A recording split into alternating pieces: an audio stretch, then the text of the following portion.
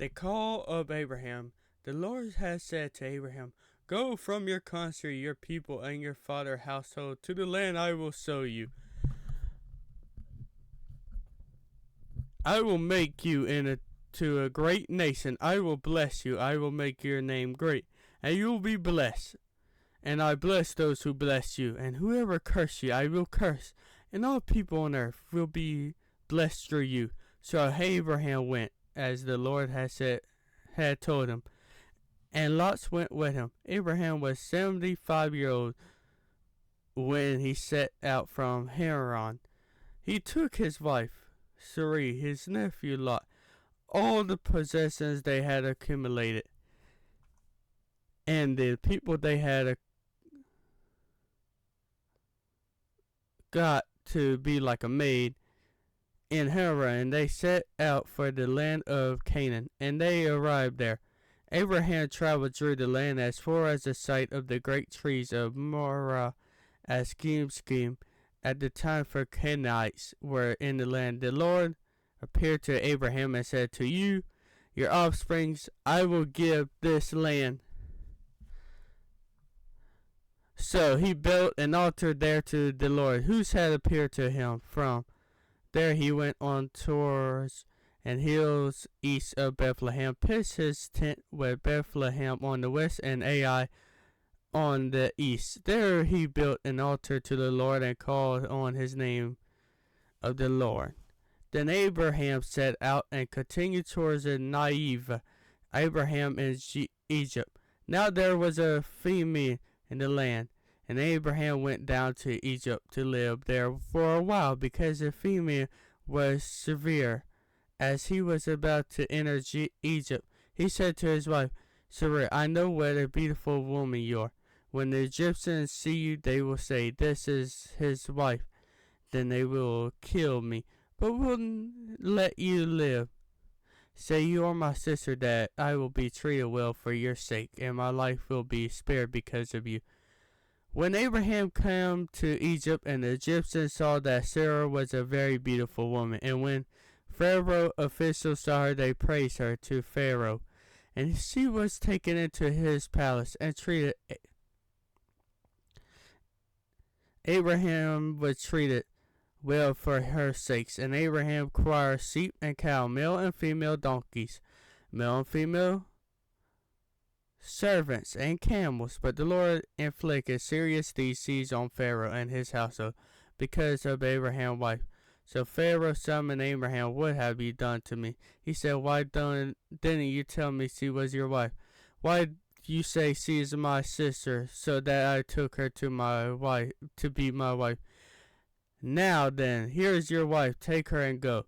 Then Pharaoh gave order about Abraham to his men, and they sent him on his way with his wife and everything he had. So Abraham went up from Egypt to Negev with his wife and everything he had, and Lot went with him. Abraham became very wealthy in livestock, in the silver and gold. From Negev he went from palace to palace until he come to Bethlehem, to the place between Bethlehem and Ai, where his tent had been earlier, and where he had first built an altar. There Abraham called on the name of the Lord. Now Lot, who was moving about with Abraham, also had flocks and herds and tents, but the land could not support them while they stayed together, for their possessions were so great that they were not able to stay together. And quarreling arose between Abraham's hoarder and Lot's.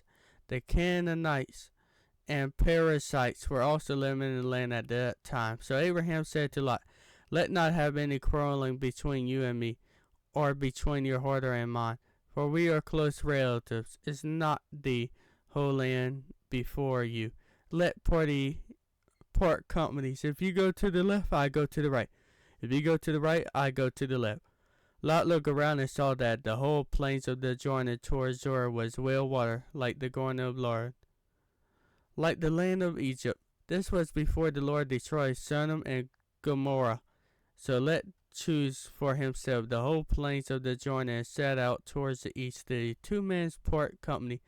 Abraham lived in the lands of Canaan, while Lot lived among the cities of the plains, pitched his tent near Sodom. Now the people of Sodom were wicked and were sinning greatly against the Lord. The Lord said to Abraham, after Lot had part from him, look around from where you are, to the north and south, to the east and west. All the land that you see I will give to you and your offsprings forever. I will make your offsprings like the dust of the earth, so that if anyone could count the dust, then your offsprings could be counted. So go walk through the length and breadth of the land, for I am giving it to you. So Abraham went to the near and great trees of Mor at Abram, where they pitched his tents. There he built an altar to the Lord. At the time when Abraham was king of Sinner, Aaron king of Elisar, and Carlamor king of Elatida king of Goa, those kings went war against Bur king of Sodom, Borsa king of Gomorrah, Solomon king of Onma, Somor king of Sunma, and the king of Baal, that is Zur. All those later kings joined forces in the valley of Sunnah, that is the Dead Sea Valley. For 12 years they had been subject to Colomor, but it is 13 years they rebuilt. In the 14th year, Colomor and the king Eli with him went out and defeated the Arabs and also Corners, the Sonnites and Ham, the Midianites and Zocorah, and the Horites in the hills of the country, sir, as far as El Peor near the desert. Then they turned back and went to the Mispin, and that is Candice, and they conquered the whole territory of the Amalekites. And was the Amorites who was living in Hazon Tamar. Then the king of Sodom, the king of Gomorrah, and the king of the king of Zon, and the king of Baal, that is Zur, marched out and drew up their battle lines in the valley of Sinai against Carlamar king of Elatida king of Gomorrah, Galber king of Sodom, Archer king of Elisar for king. It's against 5. Now the valley of Sinai was full of torpors, and when the kings of Sodom and Gomorrah fled, some of the men fell into them, and the rest fled to the hills. The 4 kings seized all the goods of Sodom and Gomorrah and all their food, and they went away. They also carried off Abraham's nephew Lot and his possessions, since he was living in Sodom. A man who had escaped come and reported this to Abraham and Hebrew. Ham ran the Hebrew now. Abraham was living near the great trees of Marie and Abarites, a brother of Esca and Erner, all of whom were alive with Abraham. When Abraham heard this, his relative had been taken captive, he called out 318 trained men born in his house, so went in pursuit as far as Dan. There in the night, Abraham divided his men to attack them and rode them, pursuing them as far as Hubud, the north of Damascus, and he recovered all the goods and brought back his relative Lot and his possessions, together with the woman and the other people. After Abraham returned from defeating Colomor and kings allied with him, the kings of Sodom come out to meet him in the valley of Sivah, that is the King Valley. Then Mushachit, king of Sodom, brought out bread and wine. He was priest of God Most High, and he blessed Abraham, saying, Blessed be Abraham by God Most High, creator of the heavens and the earth, and praised be God Most High, who would deliver enemies into your hands. Then Abraham gave him a tenth of everything.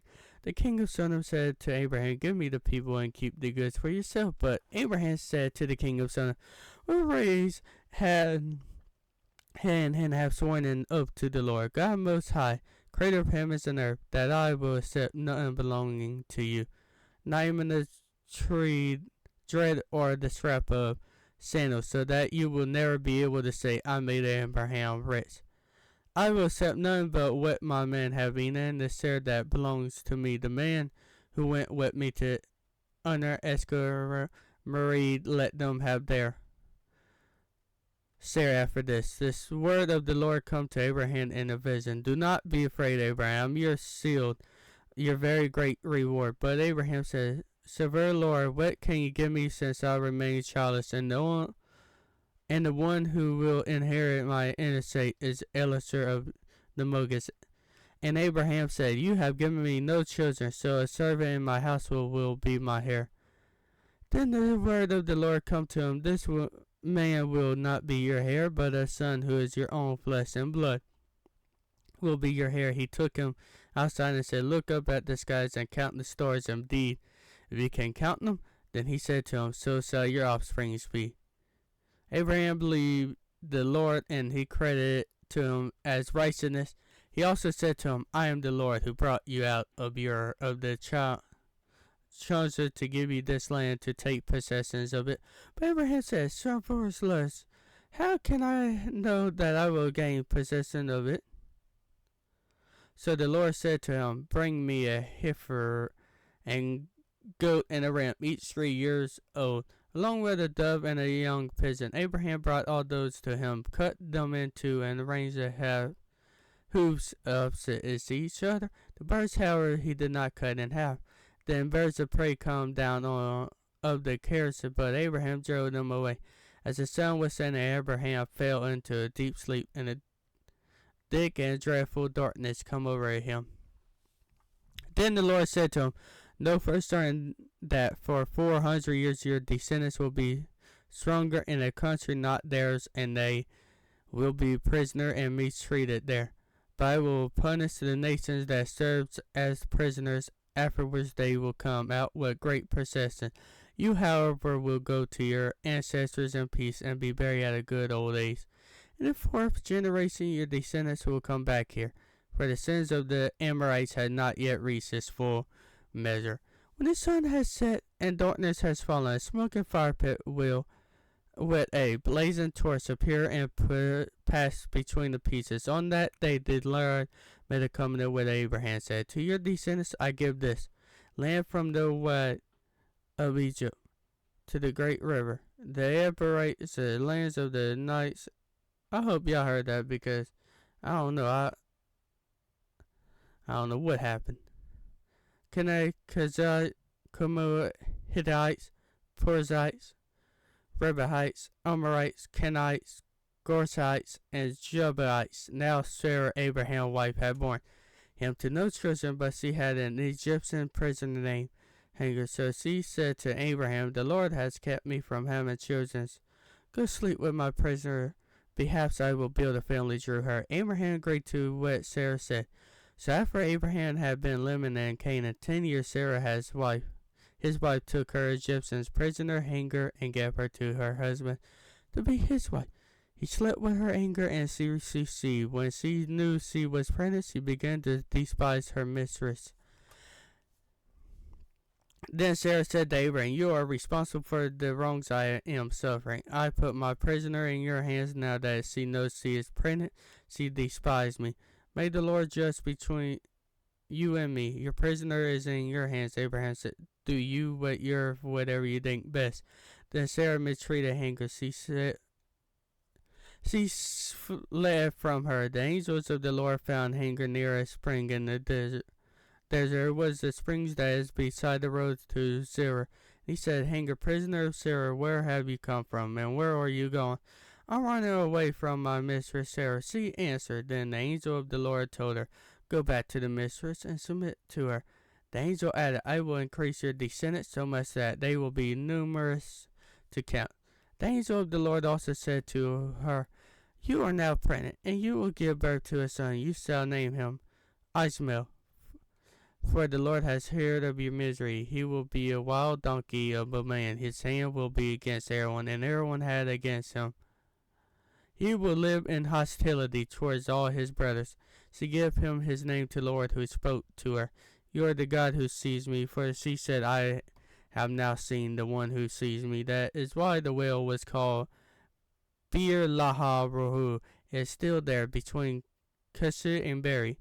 So Hagar bore Abraham a son, and Abraham gave the name Ishmael to the son she had born. Abraham was 86 years old when Hagar bore him Ishmael. Thank you for watching. I love seeing all the support. Thank y'all. Bye. I'm out of here.